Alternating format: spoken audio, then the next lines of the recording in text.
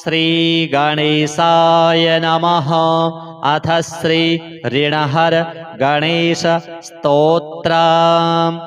कैलासपर्वते रम्ये शम्भुं चन्द्रार्धशेखरं षडाम्नाय समायुक्तं पप्रच्छ नगकन्यका।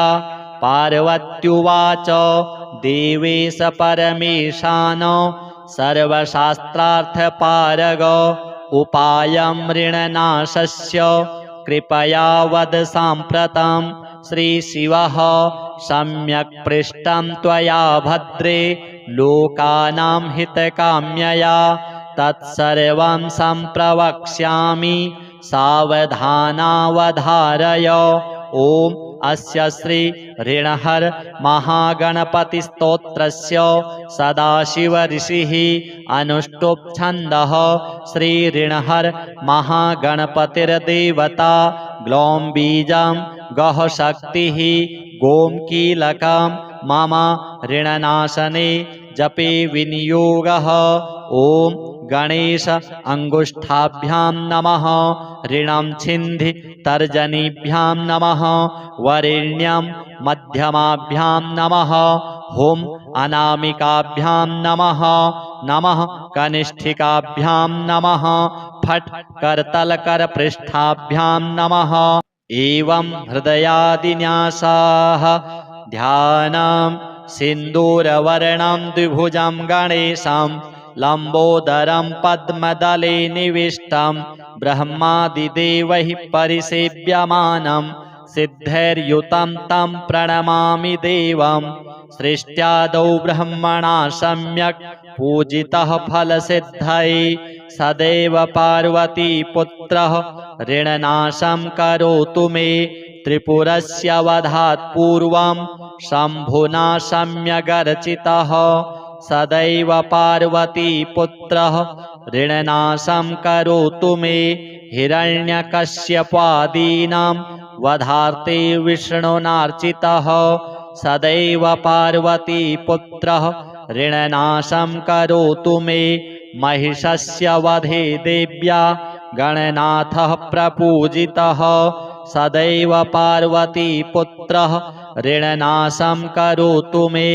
तारकस्य वधात् पूर्वं कुमारेण प्रपूजितः सदैव पार्वतीपुत्रः ऋणनाशं करोतु मे। भास्करेण गणेशो हि पूजितस्य स्वसिद्धये सदैव पार्वतीपुत्रः ऋणनाशं करोतु मे। शशिना कान्तिवृद्ध्यर्थं पूजितो गणनायकः सदैव पार्वतीपुत्रः ऋणनाशं करोतु मे। पालनाय च तपसां विश्वामित्रेण पूजितः सदैव पार्वतीपुत्रः ऋणनाशं करोतु मे। इदं ऋणहरं स्तोत्रं तीव्रदारिद्र्यनाशनम् एकवारं पठेन्नित्यं वर्षमेकं समाहितः दारिद्र्यं दारुणं त्यक्त्वा कुबेरसमतां व्रजेत्। फडन्तोऽयं महामन्त्रः सार्धपञ्चदशाक्षरः। ॐ गणेश ऋणं छिन्धि वरेण्यं हुं नमः फट्। इमं मन्त्रं पठेदन्ते ततश्च शुचिभावनः 21संख्याभिः पुरश्चरणमीरितं सहस्रावर्तनात् सम्यक् षड्मासं प्रियतां व्रजेत्। बृहस्पतिसमो ज्ञाने धने धनपतिर्भवेत्। अस्यैवायुतसंख्याभिः पुरश्चरणमीरितं लक्षमावर्तनात् सम्यक् वाञ्छितं फलमाप्नुयात्। भूतप्रेतपिशाचानां नाशनं स्मृतिमात्रतः। अथ श्री गणपति स्तोत्रम्। ॐ नमो विघ्नराजाय सर्वसौख्यप्रदायिने दुष्टारिष्टविनाशाय पराय परमात्मने लम्बोदरं महावीर्यं नागयज्ञोपशोभितं अर्धचन्द्रधरं देवं विघ्नव्यूहविनाशनम् ॐ ह्रां ह्रीं ह्रूं ह्रैं ह्रौं ह्रः हेरम्बाय नमो नमः। सर्वसिद्धिप्रदोषी त्वं सिद्धिबुद्धिप्रदो भव। चिन्तितार्थप्रदस्त्वं हि सततं मोदकप्रियः। सिन्दूरारुणवस्त्रैश्च पूजितो वरदायकः। इदं गणपतिस्तोत्रं यः पठेत् भक्तिमान् नरः तस्य देहं च गेहं च स्वयं लक्ष्मीर्नमुञ्चति। अथ श्री गणेश पञ्चरत्न स्तोत्रम्। मुदाकरात् मोदकं सदा विमुक्तिसाधकम् कलाधरावतंसकं विलासिलोकरक्षकम् अनायकैकनायकं विनाशिते भदैत्यकं नताशुभाशुनाशकं नमामि तं विनायकम्। न ते तरातिभीकरं नवोदितार्कभास्वरं न मत्सुरारिनिर्जरं न ताधिकापदुद्धरम् सुरेश्वरं निधीश्वरं गजेश्वरं गणेश्वरं महेश्वरं तमाश्रये परात्परं निरन्तरम् समस्तलोकशङ्करं निरस्तदैत्यकुञ्जरं दरेतरोदरं वरं वरेभवक्त्रमक्षरम् कृपाकरं क्षमाकरं मुदाकरं यशस्करं मनस्करं नमस्कृतां नमस्करोमि भास्वरम् अकिञ्चनार्तिमार्जनं चिरन्तनोक्तिभाजनं पुरारिपूर्वनन्दनं सुरारिगर्वचर्वणं प्रपञ्चनाशभीषणं धनञ्जयादिभूषणं कपोलदानवारणं भजे पुराणवारणं नितान्तकान्तदन्तकान्तिमन्तकान्तकात्मजम् अचिन्त्यरूपमन्तहीनमन्तराय कृन्तनम् हृदन्तरे निरन्तरं वसन्तमेव योगिनां तमेकदन्तमेव तं विचिन्तयामि सन्ततम् महागणेश पञ्चरत्नमादरेण योऽन्वहं प्रजल्पति प्रभातके हृदि स्मरन् गणेश्वरम् अरोगताम् अदोषतां सुसाहितीं सुपुत्रतां समाहितायुरष्टभूतिमभ्युपैति सोचिरात्। श्री गणपति देवार्पणमस्तु। कैलासपर्वते रम्ये शम्भों चन्द्रार्धशेखरं षडाम्नाय समायुक्तं पप्रच्छ नगकन्यका पार्वत्युवाच देवेश परमेशान सर्वशास्त्रार्थपारग उपायं ऋणनाशस्य कृपया वद साम्प्रतं। श्रीशिवः सम्यक् पृष्टं त्वया भद्रे लोकानां हितकाम्यया तत्सर्वं सम्प्रवक्ष्यामि सावधानावधारय। ॐ अस्य श्री ऋणहर महागणपतिस्तोत्रस्य सदाशिव ऋषिः अनुष्टुप् छन्दः। श्री ऋणहर महागणपतिर्देवता ग्लौं बीजं गः शक्तिः गों कीलकं मम ऋणनाशने जपे विनियोगः। ॐ गणेश अंगुष्ठाभ्यां नमः ऋणं छिन्धि तर्जनीभ्यां नमः वरेण्यं मध्यमाभ्यां नमः हुं अनामिकाभ्यां नमः नमः कनिष्ठिकाभ्यां नमः फट् करतलकरपृष्ठाभ्यां नमः।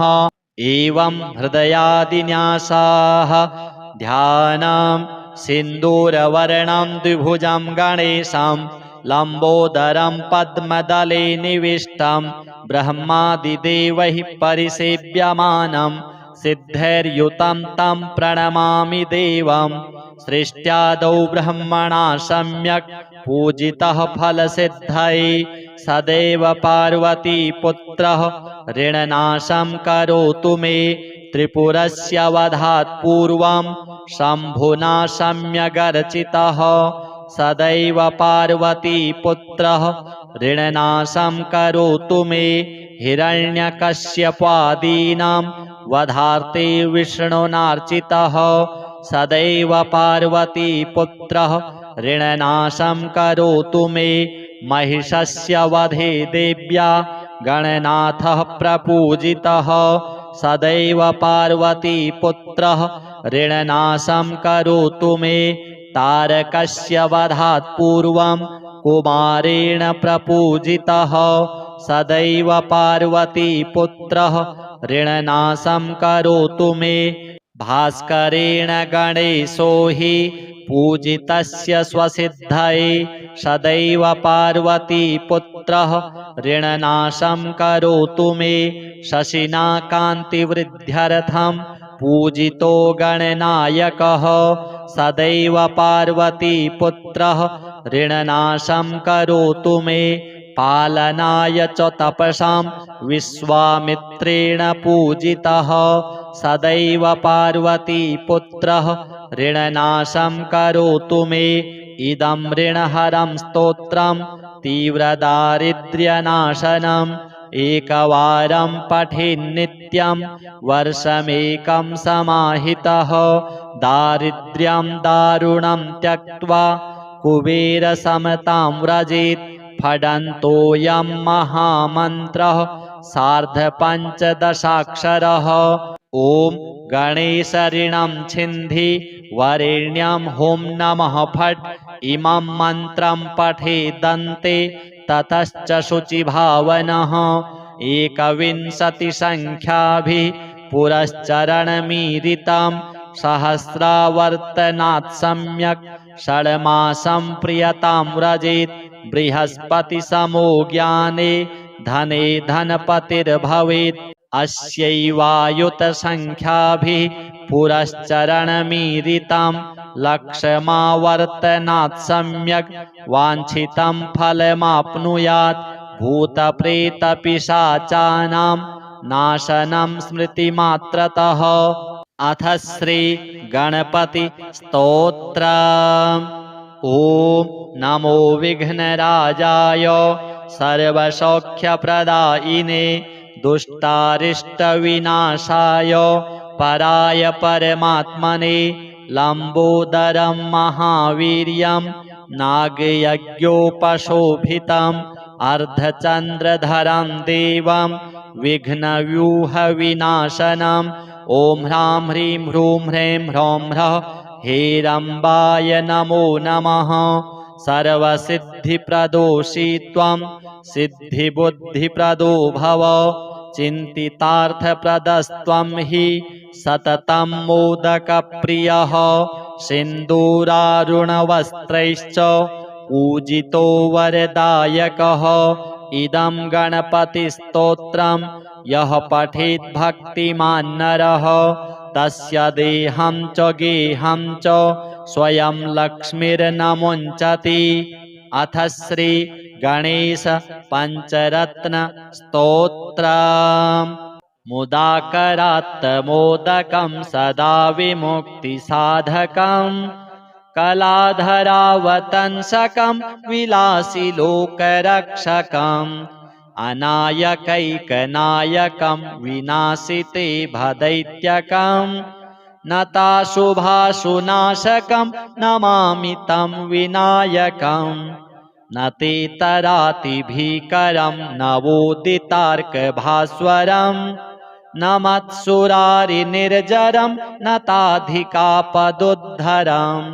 सुरेश्वरं निधीश्वरं गजेश्वरं गणेश्वरं महेश्वरं तमाश्रये परात्परं निरन्तरं समस्तलोकशङ्करं निरस्तदैत्यकुञ्जरं दरेतरोदरं वरं वरे भवक्त्रमक्षरं कृपाकरं क्षमाकरं मुदाकरं यशस्करं मनस्करं नमस्कृतां नमस्करोमि भास्वरम् अकिञ्चनार्तिमार्जनं चिरन्तनोक्तिभाजनं पुरारिपूर्वनन्दनं सुरारिगर्वचर्वणं प्रपञ्चनाशभीषणं धनञ्जयादिभूषणं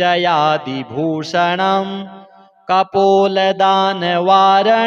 भजे पुराणवारणं नितान्तकान्तदन्तकान्तिमन्तकान्तकात्मजम् अचिन्त्यरूपमन्तहीनमन्तराय कृन्तनं हृदन्तरे निरन्तरं वसन्तमेव योगिनां तमेकदन्तमेव तं विचिन्तयामि सन्ततम् महागणेशपञ्चरत्नमादरेण योऽन्वहम् प्रजल्पति प्रभातके हृदि स्मरन् गणेश्वरम् अरोगताम् अदोषतां सुसाहितीं सुपुत्रतां समाहितायुरष्टभूतिमभ्युपैति सोचिरात् श्रीगणपति देवार्पणमस्तु।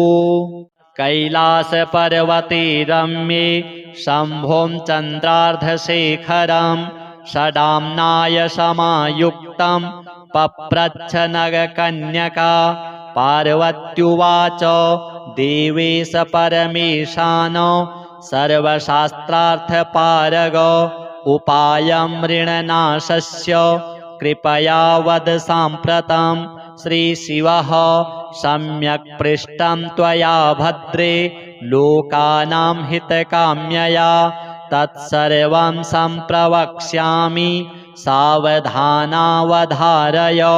ॐ अस्य श्री ऋणहर महागणपतिस्तोत्रस्य सदाशिव ऋषिः अनुष्टुप् छन्दः श्री ऋणहर महागणपतिर्देवता ग्लौं बीजं गः शक्तिः गों कीलकं मम ऋणनाशने जपे विनियोगः। ॐ गणेश अंगुष्ठाभ्यां नमः ऋणं छिन्धि तर्जनीभ्यां नमः वरेण्यं मध्यमाभ्यां नमः हुं अनामिकाभ्यां नमः नमः कनिष्ठिकाभ्यां नमः फट् करतलकरपृष्ठाभ्यां नमः। एवं हृदयादिन्यासाः ध्यानं सिन्दूरवर्णं द्विभुजं गणेशं लम्बोदरं पद्मदले निविष्टं ब्रह्मादिदेवैः परिसेव्यमानं सिद्धैर्युतं तं प्रणमामि देवं सृष्ट्यादौ ब्रह्मणा सम्यक् पूजितः फलसिद्धये सदैव पार्वतीपुत्रः ऋणनाशं करोतु मे त्रिपुरस्य वधात् पूर्वं शम्भुना सम्यगर्चितः सदैव पार्वतीपुत्रः ऋणनाशं करोतु मे हिरण्यकश्यपादीनां वधार्थे विष्णुनार्चितः सदैव पार्वतीपुत्रः ऋणनाशं करोतु मे महिषस्य वधे देव्या गणनाथः प्रपूजितः सदैव पार्वतीपुत्रः ऋणनाशं करोतु मे तारकस्य वधात् पूर्वं कुमारेण प्रपूजितः सदैव पार्वतीपुत्रः ऋणनाशं करोतु मे भास्करेण गणेशो हि पूजितस्य स्वसिद्धये सदैव पार्वतीपुत्रः ऋणनाशं करोतु मे शशिना कान्तिवृद्ध्यर्थं पूजितो गणनायकः सदैव पार्वतीपुत्रः ऋणनाशं करोतु मे पालनाय च तपसां विश्वामित्रेण पूजितः सदैव पार्वतीपुत्रः ऋणनाशं करोतु मे इदं ऋणहरं स्तोत्रं तीव्रदारिद्र्यनाशनं एकवारं पठेन्नित्यं वर्षमेकं समाहितः दारिद्र्यं दारुणं त्यक्त्वा कुबेरसमतां व्रजेत् फडन्तोऽयं महामन्त्रः सार्धपञ्चदशाक्षरः ॐ गणेशऋणं छिन्धि वरेण्यं हुं नमः फट् इमं मन्त्रं पठेदन्ते ततश्च शुचिभावनः एकविंशतिसङ्ख्याभिः पुरश्चरणमीरितं सहस्रावर्तनात् सम्यक् षड्मासं प्रियतां व्रजेत् बृहस्पतिसमो ज्ञाने धने धनपतिर्भवेत् अस्यैवायुतसङ्ख्याभिः पुरश्चरणमीरितं लक्षमावर्तनात् सम्यक् वाञ्छितं फलमाप्नुयात् भूतप्रेतपिशाचानां नाशनं स्मृतिमात्रतः अथ श्री गणपति स्तोत्र ॐ नमो विघ्नराजाय सर्वसौख्यप्रदायिने दुष्टारिष्टविनाशाय पराय परमात्मने लम्बोदरं महावीर्यं नागयज्ञोपशोभितं अर्धचन्द्रधरं देवं विघ्नव्यूहविनाशनम् ॐ ह्रां ह्रीं ह्रूं ह्रैं ह्रौं ह्रः हेरम्बाय नमो नमः सर्वसिद्धिप्रदोषी त्वं सिद्धिबुद्धिप्रदो भव चिन्तितार्थप्रदस्त्वं हि सततं मोदकप्रियः सिन्दूरारुणवस्त्रैश्च पूजितो वरदायकः इदं गणपतिस्तोत्रं यः पठेत् भक्तिमान् नरः तस्य देहं च गेहं च स्वयं लक्ष्मीर्न मुञ्चति अथ श्री गणेश पञ्चरत्न स्तोत्रम् मुदाकरात् मोदकं सदा विमुक्तिसाधकं कलाधरावतंसकं विलासिलोकरक्षकम् अनायकैकनायकं विनाशिते भदैत्यकं नताशुभाशुनाशकं नमामि तं विनायकं न ते तरातिभीकरं नवोदितार्कभास्वरं न मत्सुरारिनिर्जरं नताधिकापदुद्धरं सुरेश्वरं निधीश्वरं गजेश्वरं गणेश्वरं महेश्वरं तमाश्रये परात्परं निरन्तरं समस्तलोकशङ्करं निरस्तदैत्यकुञ्जरं दरेतरोदरं वरं वरेभवक्त्रमक्षरं कृपाकरं क्षमाकरं मुदाकरं यशस्करं मनस्करं नमस्कृतां नमस्करोमि भास्वरम् अकिञ्चनार्तिमार्जनं चिरन्तनोक्तिभाजनं पुरारिपूर्वनन्दनं सुरारिगर्वचर्वणं प्रपञ्चनाशभीषणं धनञ्जयादिभूषणं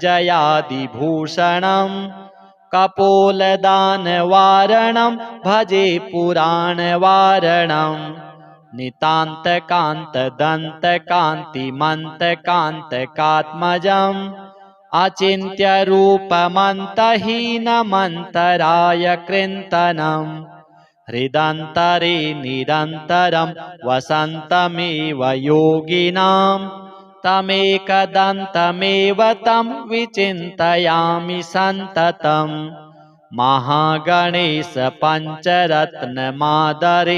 योऽन्वहं प्रजल्पति प्रभातके हृदि स्मरन् गणेश्वरम् अरोगताम् अदोषतां सुसाहितीं सुपुत्रतां समाहितायुरष्टभूतिमभ्युपैति सोचिरात् श्री गणपति देवार्पणमस्तु।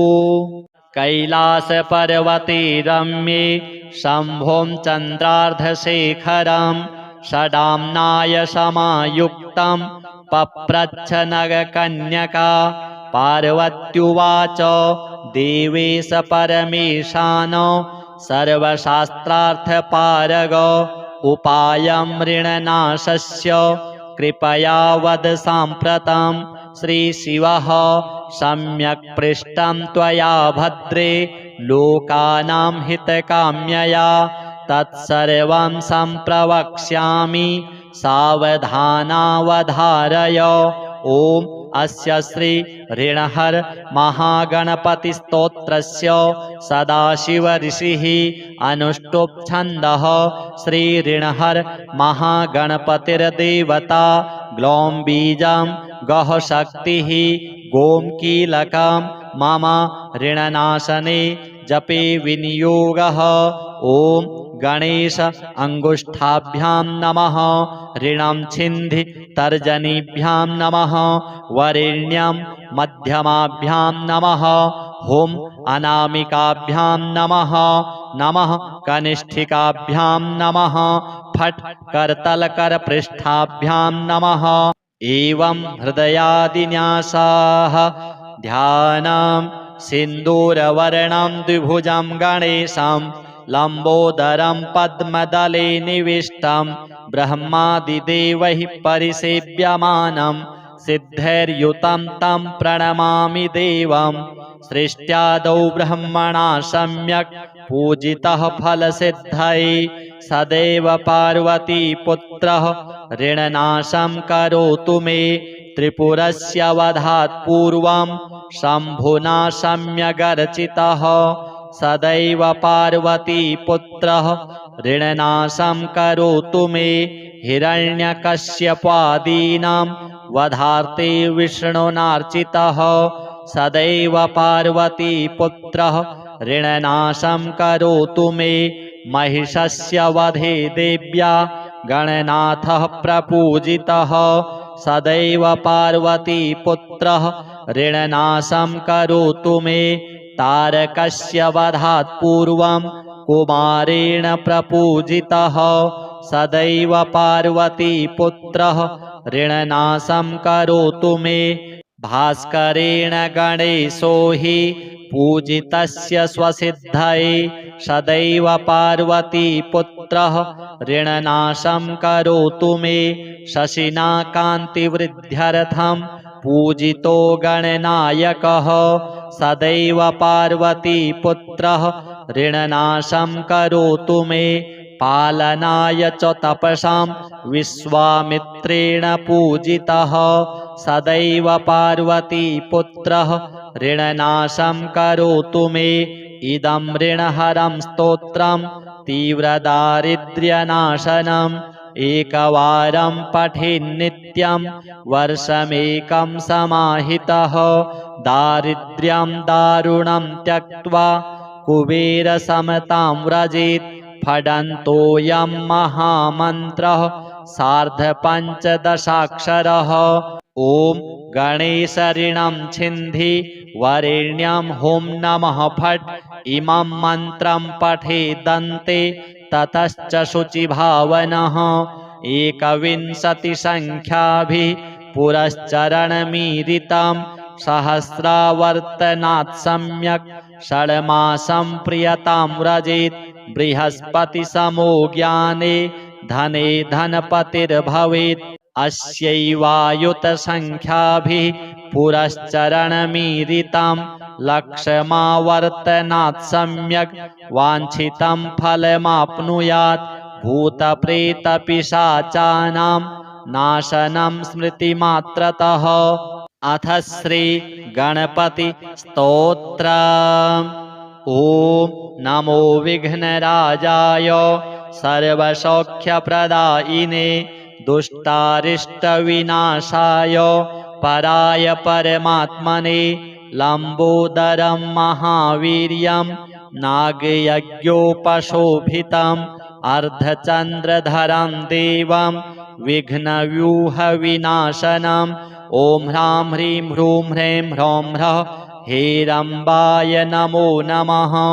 सर्वसिद्धिप्रदोषी त्वं सिद्धिबुद्धिप्रदो भव चिन्तितार्थप्रदस्त्वं हि सततं मोदकप्रियः सिन्दूरारुणवस्त्रैश्च पूजितो वरदायकः इदं गणपतिस्तोत्रं यः पठेत् भक्तिमान् नरः तस्य देहं च गेहं च स्वयं लक्ष्मीर्नमुञ्चति। अथ श्री गणेश पञ्चरत्न स्तोत्रम्। मुदाकरात् मोदकं सदा विमुक्तिसाधकं कलाधरावतंसकं विलासिलोकरक्षकम् अनायकैकनायकं विनाशिते भदैत्यकं नताशुभाशुनाशकं नमामि तं विनायकम् न ते तरातिभीकरं नवोदितार्कभास्वरं न मत्सुरारिनिर्जरं न ताधिकापदुद्धरं सुरेश्वरं निधीश्वरं गजेश्वरं गणेश्वरं महेश्वरं तमाश्रये परात्परं निरन्तरं समस्तलोकशङ्करं निरस्तदैत्यकुञ्जरं दरेतरोदरं वरं वरेभवक्त्रमक्षरं कृपाकरं क्षमाकरं मुदाकरं यशस्करं मनस्करं नमस्कृतां नमस्करोमि भास्वरम् अकिञ्चनार्तिमार्जनं चिरन्तनोक्तिभाजनं पुरारिपूर्वनन्दनं सुरारिगर्वचर्वणं प्रपञ्चनाशभीषणं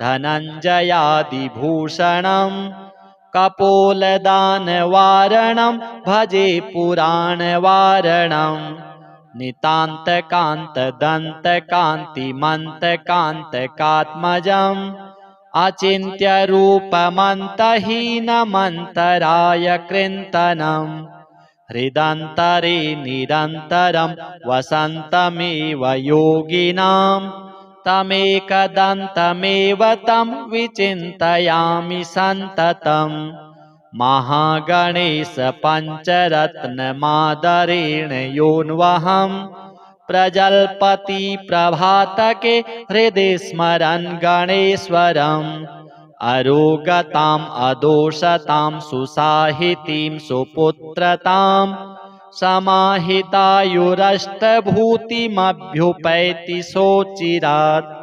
श्री गणपति देवार्पणमस्तु।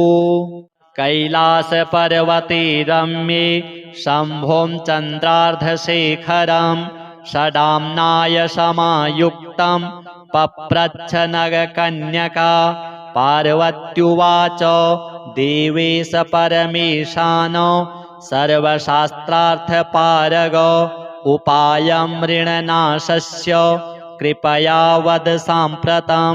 श्रीशिवः सम्यक् पृष्टं त्वया भद्रे लोकानां हितकाम्यया तत्सर्वं सम्प्रवक्ष्यामि सावधानावधारय। ॐ अस्य श्री ऋणहर महागणपतिस्तोत्रस्य सदाशिव ऋषिः अनुष्टुप् छन्दः। श्री ऋणहर महागणपतिर्देवता ग्लौं बीजं गः शक्तिः गों कीलकं मम ऋणनाशने जपे विनियोगः। ॐ गणेश अंगुष्ठाभ्यां नमः। ऋणं छिन्धि तर्जनीभ्यां नमः। वरेण्यं मध्यमाभ्यां नमः। हुं अनामिकाभ्यां नमः। नमः कनिष्ठिकाभ्यां नमः। फट् करतलकरपृष्ठाभ्यां नमः। एवं हृदयादिन्यासाः ध्यानं सिन्दूरवर्णं द्विभुजं गणेशं लम्बोदरं पद्मदले निविष्टं ब्रह्मादिदेवैः परिसेव्यमानं सिद्धैर्युतं तं प्रणमामि देवं।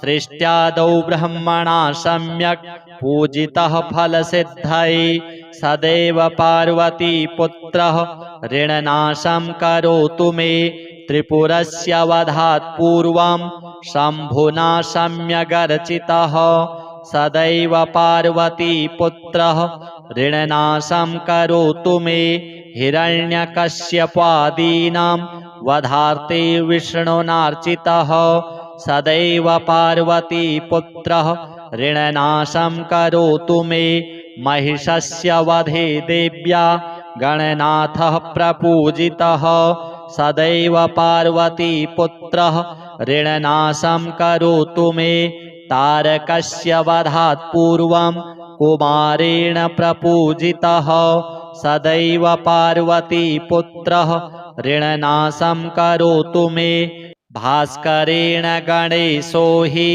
पूजितस्य स्वसिद्धये सदैव पार्वतीपुत्रः ऋणनाशं करोतु मे शशिना कान्तिवृद्ध्यर्थं पूजितो गणनायकः सदैव पार्वतीपुत्रः ऋणनाशं करोतु मे पालनाय च तपसां विश्वामित्रेण पूजितः सदैव पार्वतीपुत्रः ऋणनाशं करोतु मे इदं ऋणहरं स्तोत्रं तीव्रदारिद्र्यनाशनम् एकवारं पठेन्नित्यं वर्षमेकं समाहितः दारिद्र्यं दारुणं त्यक्त्वा कुबेरसमतां व्रजेत् फडन्तोऽयं महामन्त्रः सार्धपञ्चदशाक्षरः ॐ गणेशऋणं छिन्धि वरेण्यं हुं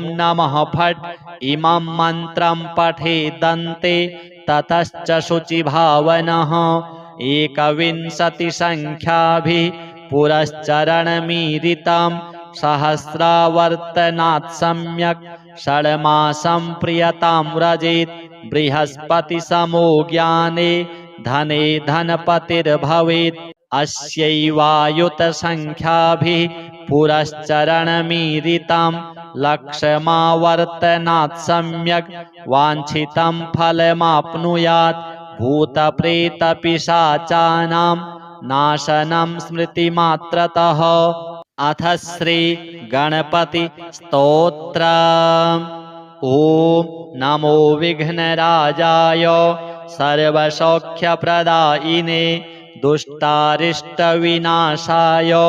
पराय परमात्मने लम्बोदरं महावीर्यं नागयज्ञोपशोभितम् अर्धचन्द्रधरं देवं विघ्नव्यूहविनाशनम् ॐ ह्रां ह्रीं ह्रूं ह्रैं ह्रौं ह्रः हेरम्बाय नमो नमः सर्वसिद्धिप्रदोषी त्वं सिद्धिबुद्धिप्रदो भव चिन्तितार्थप्रदस्त्वं हि सततं मोदकप्रियः सिन्दूरारुणवस्त्रैश्च पूजितो वरदायकः इदं गणपतिस्तोत्रं यः पठेत् भक्तिमान् नरः तस्य देहं च गेहं च स्वयं लक्ष्मीर्नमुञ्चति अथ श्री गणेश पञ्चरत्न स्तोत्रम् मुदाकरात्तमोदकं सदा विमुक्तिसाधकं कलाधरावतंसकं विलासिलोकरक्षकम् अनायकैकनायकं विनाशिते भदैत्यकं नताशुभाशुनाशकं नमामि तं विनायकम् न ते तरातिभीकरं नवोदितार्कभास्वरं न मत्सुरारिनिर्जरं न ताधिकापदुद्धरं सुरेश्वरं निधीश्वरं गजेश्वरं गणेश्वरं महेश्वरं तमाश्रये परात्परं निरन्तरं समस्तलोकशङ्करं निरस्तदैत्यकुञ्जरं दरेतरोदरं वरं वरेभवक्त्रमक्षरं कृपाकरं क्षमाकरं मुदाकरं यशस्करं मनस्करं नमस्कृतां नमस्करोमि भास्वरम् अकिञ्चनार्तिमार्जनं चिरन्तनोक्तिभाजनं पुरारिपूर्वनन्दनं सुरारिगर्वचर्वणं प्रपञ्चनाशभीषणं धनञ्जयादिभूषणं कपोलदानवारणं भजे पुराणवारणं नितान्तकान्तदन्तकान्तिमन्तकान्तकात्मजम् अचिन्त्यरूपमन्तहीनमन्तराय कृन्तनं हृदन्तरे निरन्तरं वसन्तमेव योगिनां तमेकदन्तमेव तं विचिन्तयामि सन्ततं महागणेश पञ्चरत्नमादरेण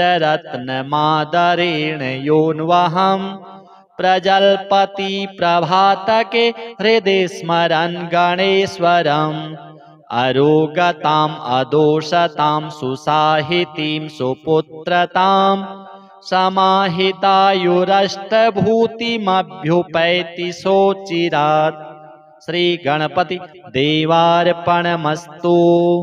कैलासपर्वते रम्ये शम्भों चन्द्रार्धशेखरं षडाम्नाय समायुक्तं पप्रच्छ नगकन्यका पार्वत्युवाच देवेश परमेशान सर्वशास्त्रार्थपारग उपायं ऋणनाशस्य कृपया वद साम्प्रतं श्रीशिवः सम्यक् पृष्टं त्वया भद्रे लोकानां हितकाम्यया तत्सर्वं सम्प्रवक्ष्यामि सावधानावधारय। ॐ अस्य श्री ऋणहर महागणपतिस्तोत्रस्य सदाशिव ऋषिः अनुष्टुप् छन्दः श्री ऋणहर महागणपतिर्देवता ग्लौं बीजं गः शक्तिः गों कीलकं मम ऋणनाशने जपे विनियोगः।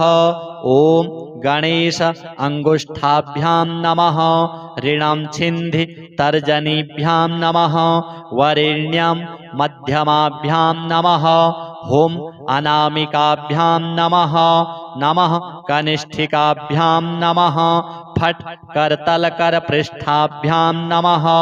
एवं हृदयादिन्यासाः ध्यानं सिन्दूरवर्णं द्विभुजं गणेशं लम्बोदरं पद्मदले निविष्टं ब्रह्मादिदेवैः परिसेव्यमानं सिद्धैर्युतं तं प्रणमामि देवं सृष्ट्यादौ ब्रह्मणा सम्यक् पूजितः फलसिद्धये सदैव पार्वतीपुत्रः ऋणनाशं करोतु मे त्रिपुरस्य वधात् पूर्वं शम्भुना सम्यगर्चितः सदैव पार्वतीपुत्रः ऋणनाशं करोतु मे हिरण्यकश्यपादीनां वधार्थे विष्णुनार्चितः सदैव पार्वतीपुत्रः ऋणनाशं करोतु मे महिषस्य वधे देव्या गणनाथः प्रपूजितः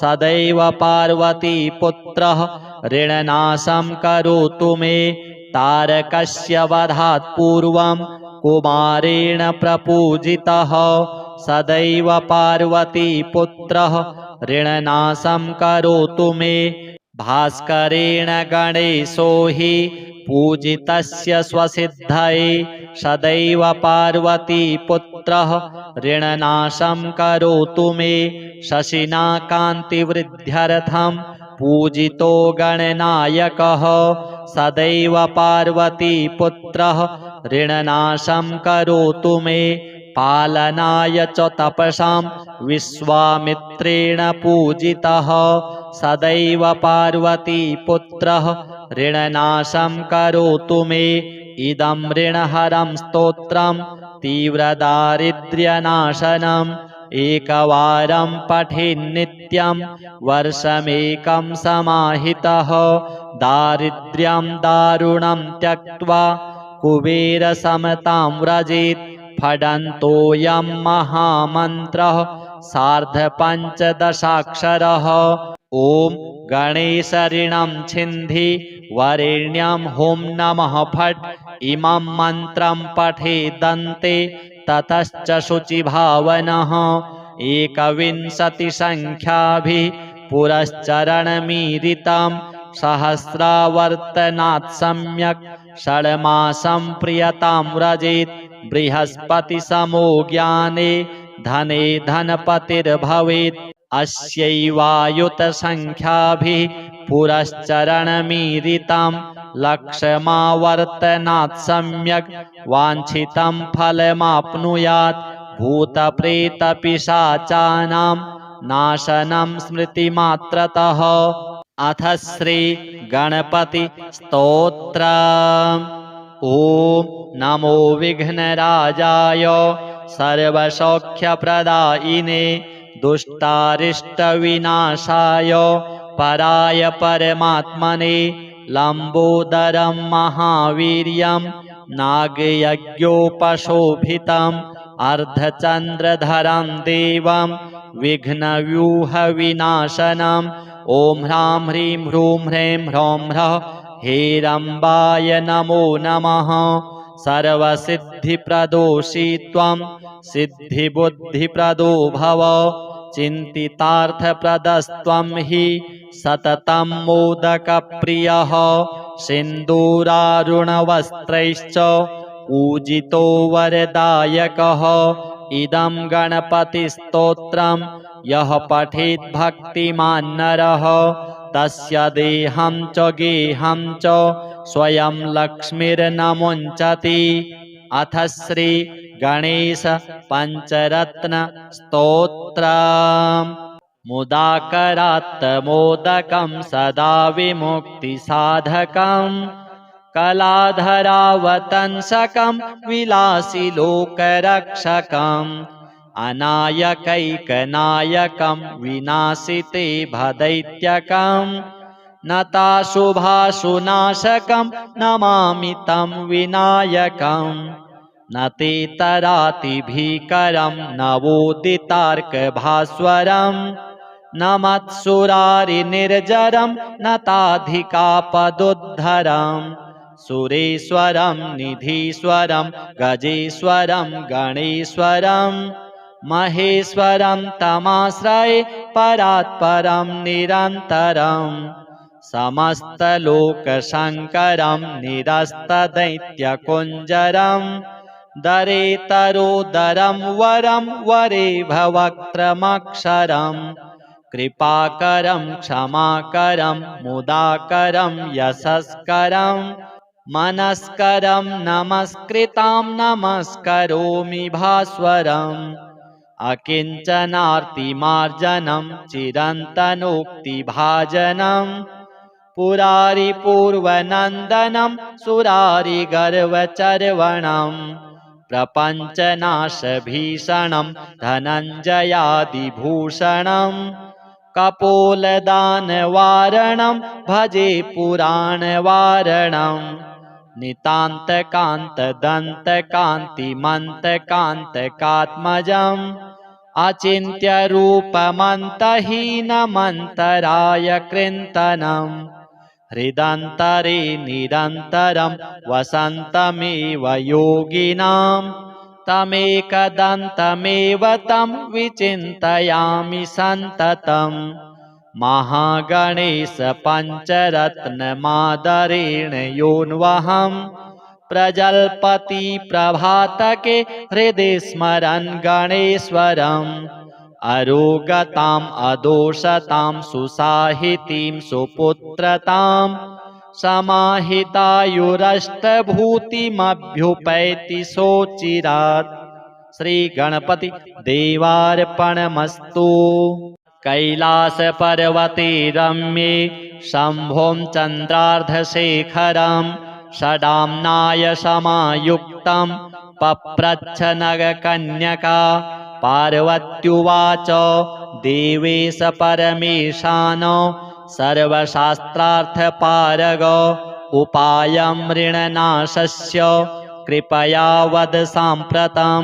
श्रीशिवः सम्यक् पृष्टं त्वया भद्रे लोकानां हितकाम्यया तत्सर्वं सम्प्रवक्ष्यामि सावधानावधारय। ॐ अस्य श्री ऋणहर महागणपतिस्तोत्रस्य सदाशिव ऋषिः अनुष्टुप् छन्दः। श्री ऋणहर महागणपतिर्देवता ग्लौं बीजं गः शक्तिः गों कीलकं मम ऋणनाशने जपे विनियोगः। ॐ गणेश अंगुष्ठाभ्यां नमः। ऋणं छिन्धि तर्जनीभ्यां नमः। वरेण्यं मध्यमाभ्यां नमः। हुं अनामिकाभ्यां नमः। नमः कनिष्ठिकाभ्यां नमः। फट् करतलकरपृष्ठाभ्यां नमः। एवं हृदयादिन्यासाः ध्यानं सिन्दूरवर्णं द्विभुजं गणेशं लम्बोदरं पद्मदले निविष्टं ब्रह्मादिदेवैः परिसेव्यमानं सिद्धैर्युतं तं प्रणमामि देवं। सृष्ट्यादौ ब्रह्मणा सम्यक् पूजितः फलसिद्धये सदैव पार्वतीपुत्रः ऋणनाशं करोतु मे। त्रिपुरस्य वधात् पूर्वं शम्भुना सम्यगर्चितः सदैव पार्वतीपुत्रः ऋणनाशं करोतु मे। हिरण्यकश्यपादीनां वधार्थे विष्णुनार्चितः सदैव पार्वतीपुत्रः ऋणनाशं करोतु मे। महिषस्य वधे देव्या गणनाथः प्रपूजितः सदैव पार्वतीपुत्रः ऋणनाशं करोतु मे। तारकस्य वधात् पूर्वं कुमारेण प्रपूजितः सदैव पार्वतीपुत्रः ऋणनाशं करोतु मे। भास्करेण गणेशो हि पूजितस्य स्वसिद्धये सदैव पार्वतीपुत्रः ऋणनाशं करोतु मे। शशिना कान्तिवृद्ध्यर्थं पूजितो गणनायकः सदैव पार्वतीपुत्रः ऋणनाशं करोतु मे। पालनाय च तपसां विश्वामित्रेण पूजितः सदैव पार्वतीपुत्रः ऋणनाशं करोतु मे। इदं ऋणहरं स्तोत्रं तीव्रदारिद्र्यनाशनम् एकवारं पठेन्नित्यं वर्षमेकं समाहितः दारिद्र्यं दारुणं त्यक्त्वा कुबेरसमतां व्रजेत्। फडन्तोऽयं महामन्त्रः सार्धपञ्चदशाक्षरः। ॐ गणेशऋणं छिन्धि वरेण्यं हुं नमः फट्। इमं मन्त्रं पठेदन्ते ततश्च शुचिभावनः 21संख्याभिः पुरश्चरणमीरितं सहस्रावर्तनात् सम्यक् षड्मासं प्रियतां व्रजेत्। बृहस्पतिसमो ज्ञाने धने धनपतिर्भवेत्। अस्यैवायुतसंख्याभिः पुरश्चरणमीरितं लक्षमावर्तनात् सम्यक् वाञ्छितं फलमाप्नुयात्। भूतप्रेतपिशाचानां नाशनं स्मृतिमात्रतः। अथ श्री गणपति स्तोत्रम्। ॐ नमो विघ्नराजाय सर्वसौख्यप्रदायिने दुष्टारिष्टविनाशाय पराय परमात्मने लम्बोदरं महावीर्यं नागयज्ञोपशोभितं अर्धचन्द्रधरं देवं विघ्नव्यूहविनाशनम्। ॐ ह्रां ह्रीं ह्रूं ह्रैं ह्रौं ह्रः हेरम्बाय नमो नमः। सर्वसिद्धिप्रदोषी त्वं सिद्धिबुद्धिप्रदो भव। चिन्तितार्थप्रदस्त्वं हि सततं मोदकप्रियः। सिन्दूरारुणवस्त्रैश्च पूजितो वरदायकः। इदं गणपतिस्तोत्रं यः पठेत् भक्तिमान् नरः तस्य देहं च गेहं च स्वयं लक्ष्मीर्नमुञ्चति। अथ श्री गणेश पञ्चरत्न स्तोत्रम्। मुदाकरात् मोदकं सदा विमुक्तिसाधकम् कलाधरावतंसकं विलासिलोकरक्षकम् अनायकैकनायकं विनाशिते भदैत्यकम् नताशुभाशुनाशकं नमामि तं विनायकम् न ते तरातिभीकरं नवोदितार्कभास्वरम् न मत्सुरारिनिर्जरं न ताधिकापदुद्धरम् सुरेश्वरं निधीश्वरं गजेश्वरं गणेश्वरं महेश्वरं तमाश्रये परात्परं निरन्तरम् समस्तलोकशङ्करं निरस्तदैत्यकुञ्जरं दरेतरोदरं वरं वरेभवक्त्रमक्षरम् कृपाकरं क्षमाकरं मुदाकरं यशस्करं मनस्करं नमस्कृतां नमस्करोमि भास्वरम् अकिञ्चनार्तिमार्जनं चिरन्तनोक्तिभाजनं पुरारिपूर्वनन्दनं सुरारिगर्वचर्वणं प्रपञ्चनाशभीषणं धनञ्जयादिभूषणं कपोलदानवारणं भजे पुराणवारणं नितान्तकान्तदन्तकान्तिमन्तकान्तकात्मजम् अचिन्त्यरूपमन्तहीनमन्तराय कृन्तनम् हृदन्तरे निरन्तरं वसन्तमेव योगिनां तमेकदन्तमेव तं विचिन्तयामि सन्ततम् महागणेश पञ्चरत्नमादरेण योऽन्वहं प्रजल्पति प्रभातके हृदि स्मरन् गणेश्वरम् अरोगताम् अदोषतां सुसाहितीं सुपुत्रतां समाहितायुरष्टभूतिमभ्युपैति सोचिरात्। श्री गणपति देवार्पणमस्तु।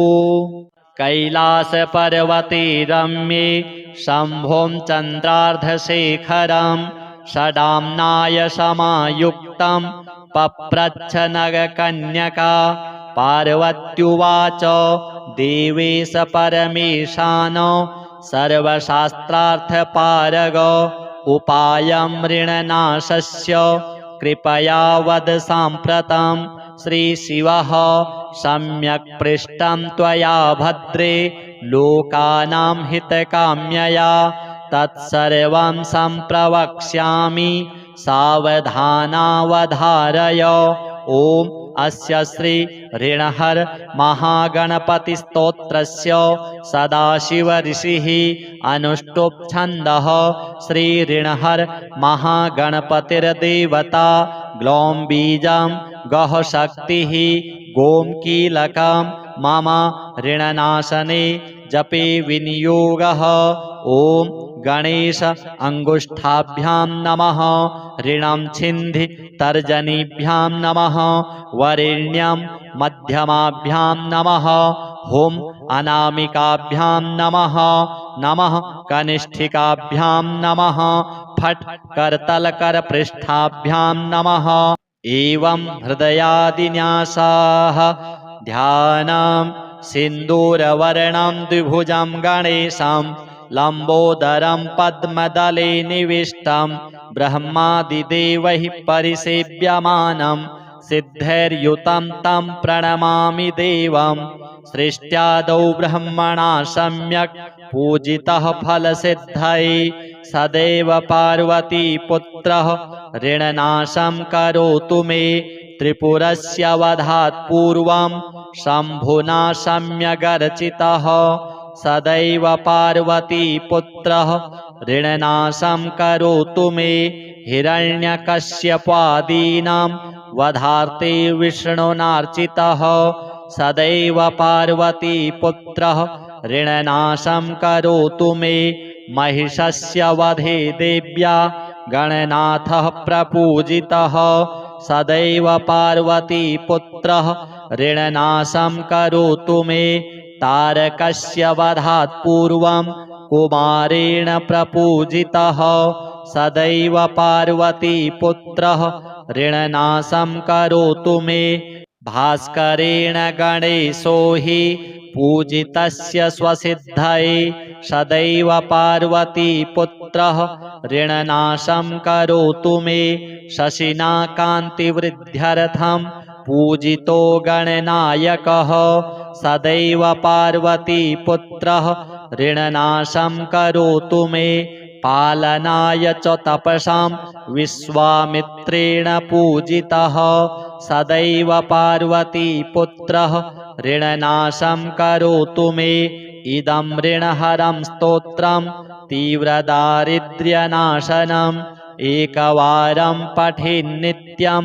वर्षमेकं समाहितः दारिद्र्यं दारुणं त्यक्त्वा कुबेरसमतां व्रजेत् फडन्तोऽयं महामन्त्रः सार्धपञ्चदशाक्षरः ॐ गणेशऋणं छिन्धि वरेण्यं हुं नमः फट् इमं मन्त्रं पठेदन्ते ततश्च शुचिभावनः एकविंशतिसङ्ख्याभिः पुरश्चरणमीरितं सहस्रावर्तनात् सम्यक् षड्मासं प्रियतां व्रजेत् बृहस्पतिसमो ज्ञाने धने धनपतिर्भवेत् अस्यैवायुतसङ्ख्याभिः पुरश्चरणमीरितं लक्षमावर्तनात् सम्यक् वाञ्छितं फलमाप्नुयात् भूतप्रेतपिशाचानां नाशनं स्मृतिमात्रतः अथ श्री गणपति स्तोत्रम् ॐ नमो विघ्नराजाय सर्वसौख्यप्रदायिने दुष्टारिष्टविनाशाय पराय परमात्मने लम्बोदरं महावीर्यं नागयज्ञोपशोभितम् अर्धचन्द्रधरं देवं विघ्नव्यूहविनाशनम् ॐ ह्रां ह्रीं ह्रूं ह्रैं ह्रौं ह्रः हेरम्बाय नमो नमः सर्वसिद्धिप्रदोषी त्वं सिद्धिबुद्धिप्रदो भव चिन्तितार्थप्रदस्त्वं हि सततं मोदकप्रियः सिन्दूरारुणवस्त्रैश्च पूजितो वरदायकः इदं गणपतिस्तोत्रं यः पठेत् भक्तिमान् नरः तस्य देहं च गेहं च स्वयं लक्ष्मीर्नमुञ्चति अथ श्री गणेश पञ्चरत्न स्तोत्रम् मुदाकरात्तमोदकं सदा विमुक्तिसाधकं कलाधरावतंसकं विलासिलोकरक्षकम् अनायकैकनायकं विनाशिते भदैत्यकं नताशुभाशुनाशकं नमामि तं विनायकम् न ते तरातिभीकरं नवोदितार्कभास्वरं न मत्सुरारिनिर्जरं न ताधिकापदुद्धरं सुरेश्वरं निधीश्वरं गजेश्वरं गणेश्वरं महेश्वरं तमाश्रये परात्परं निरन्तरं समस्तलोकशङ्करं निरस्तदैत्यकुञ्जरं दरेतरोदरं वरं वरेभवक्त्रमक्षरं कृपाकरं क्षमाकरं मुदाकरं यशस्करं मनस्करं नमस्कृतां नमस्करोमि भास्वरम् अकिञ्चनार्तिमार्जनं चिरन्तनोक्तिभाजनं पुरारिपूर्वनन्दनं सुरारिगर्वचर्वणं प्रपञ्चनाशभीषणं धनञ्जयादिभूषणं कपोलदानवारणं भजे पुराणवारणं नितान्तकान्तदन्तकान्तिमन्तकान्तकात्मजम् अचिन्त्य रूपमन्तहीनमन्तराय कृन्तनम् हृदन्तरे निरन्तरं वसन्तमेव योगिनाम् तमेकदन्तमेव तं विचिन्तयामि सन्ततम् महागणेश पञ्चरत्नमादरेण योऽन्वहम् प्रजल्पति प्रभातके हृदि स्मरन् गणेश्वरम् अरोगताम् अदोषतां सुसाहितीं सुपुत्रताम् समाहितायुरष्टभूतिमभ्युपैति सोचिरात्। श्री गणपति देवार्पणमस्तु।